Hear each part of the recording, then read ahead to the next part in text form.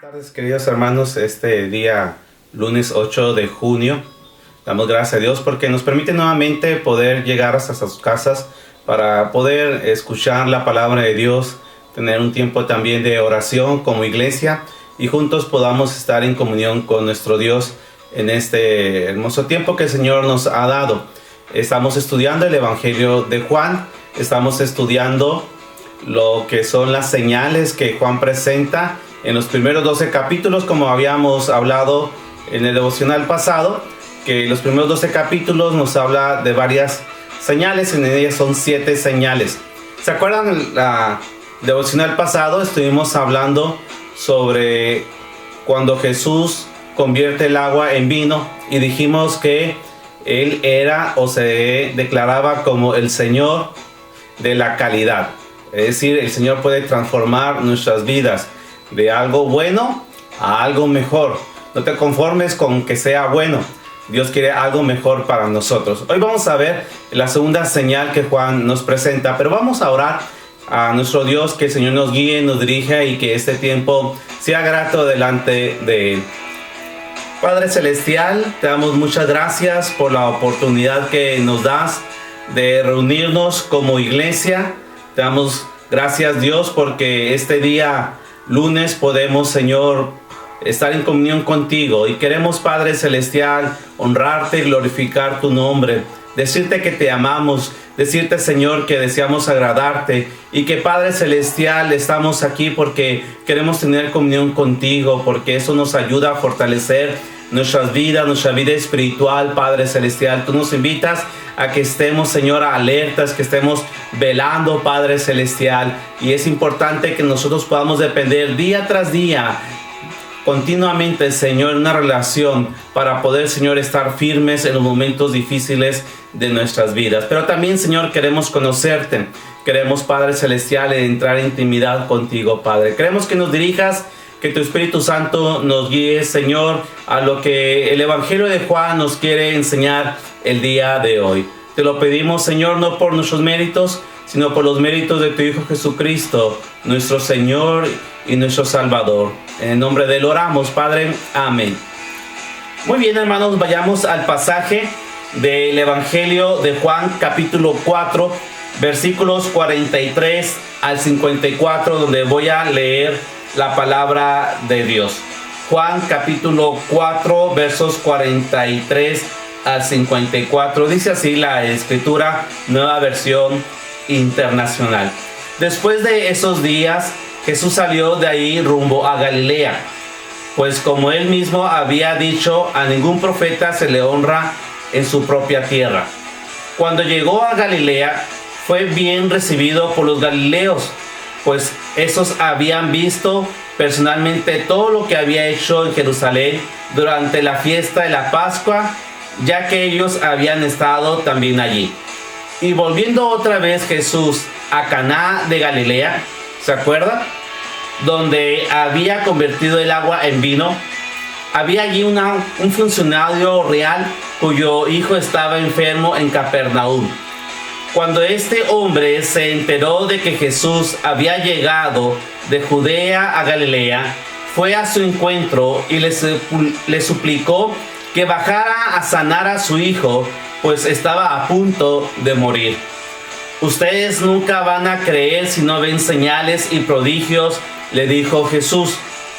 Señor, rogó el funcionario, baja antes de que se muera mi hijo. Vuelve a casa, que tu hijo vive, le dijo Jesús. El hombre creyó lo que Jesús le dijo y se fue. Cuando se dirigía a su casa, sus siervos salieron a su encuentro y le dieron la noticia de que su hijo estaba vivo. Cuando le preguntó a qué hora había comenzado su hijo a sentirse mejor, le contestaron, ayer a la 1 de la tarde se le quitó la fiebre. Entonces el padre se dio cuenta de que precisamente a esa hora Jesús le había dicho, tu hijo vive. Así que creyó él con toda su familia. Esta fue la segunda señal que hizo Jesús después de que volvió de Judea a Galilea.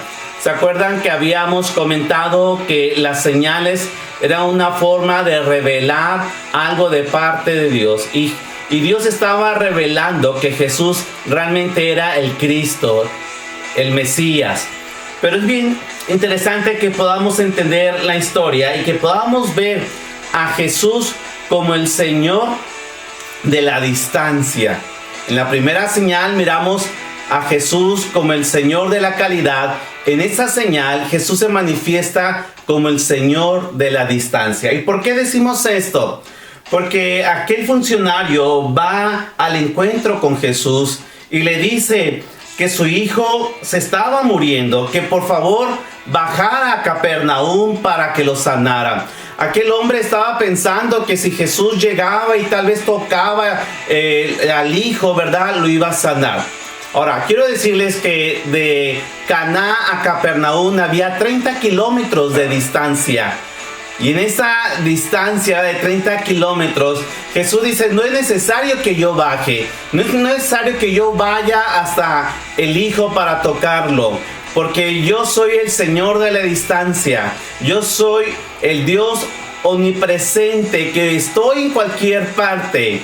Y Jesús simplemente le dice a este hombre, tu hijo ha sanado, vuelve a casa, que tu hijo vive, le dijo Jesús.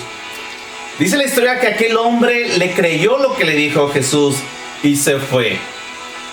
Qué importante es que nosotros podamos tener fe en Jesús. A veces tiene que pasar situaciones difíciles para que podamos creer en Jesús. A veces tenemos que esperar milagros. A veces tenemos que ver señales, como Jesús le dice a esas personas, ¿verdad?, que tenían que pasar por o tenía que manifestar señales para que creyeran en él. La historia sigue diciendo que aquel hombre bajó a su casa y preguntó, o más bien le dijeron sus siervos, que su hijo estaba ya sano.